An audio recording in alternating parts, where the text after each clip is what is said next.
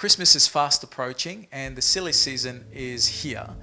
People tend to overspend or overindulge over this time, and I'm here with Dr. Ricardo George to find out what that results in when people overindulge. How does it affect them? How does it affect them mentally or in health-wise?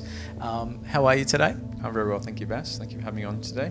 It's a pleasure. And so what are your thoughts? What are some of the ways that people tend to overindulge and then pay the price later?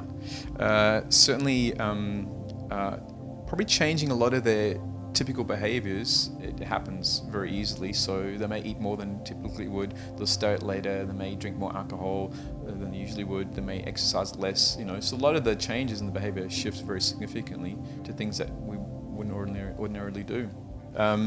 Look, as a chiropractor, my main focus in my practice is really on the nervous system and how the body works, and we typically make quite a few measurements on looking at how the system's working, and that's typically beyond or deeper than people's conscious awareness. So what I typically see is some changes or some indications that the brain and the nervous system starts to struggle a little bit. So I start seeing more stress patterns emerge, more fatigue patterns, more issues perhaps with disconnections, and so I try to address those as effectively as I can with people, so they can start to be aware of the changes in their bodies, because the bodies are really going to be the feedback components to give them indication about that overindulgence or overspending, and then help them to reconnect with that so they can have a festive season that's more festive, more enjoyable, more fulfilling.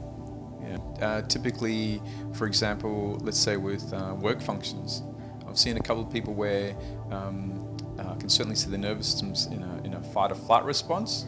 It's overactive, and they feel obligated to go along to these occasions, not really wanting to do it, but feeling obligated to go along and do it. And the body reflects that, so there's a lot of energy required to participate in that process, and then they deal with the consequences of overspent that energy, where the next few days they feel a little more exhausted, a little bit tired. There's the, I guess, doing things out of obligation.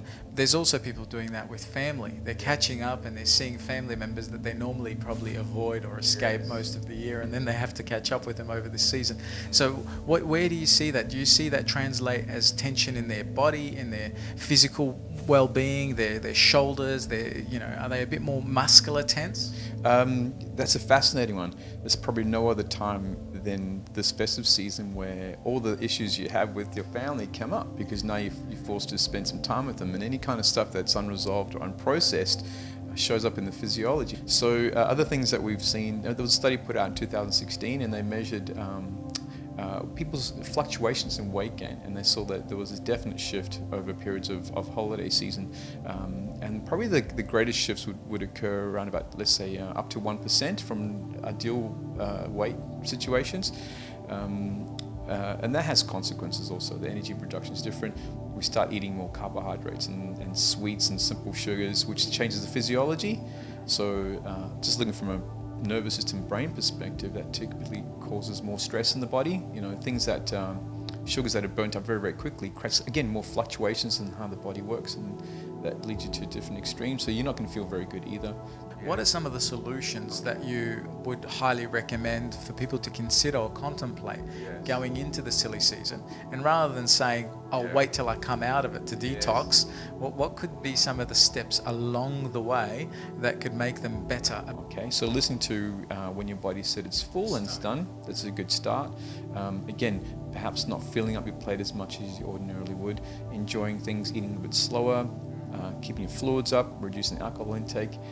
Probably the other best thing would be to, if you are going to have a big meal, perhaps have an intermittent fasting the next day. Get up in the morning, go watch the sunrise if you can. Watching sunsets are very good, and staying well hydrated is the other one. Here, you're a local North Perth? North Perth, yes, yeah. So what's your email address? mindandlifecenter@gmail.com. Mind and Life Centre. They go hand in hand, don't they? Definitely. And we definitely need to tweak them and fine-tune them, especially during the silly season. 100%. Thank you so much for your time. Thank you, Beth. I'm Tadros for Undercurrent.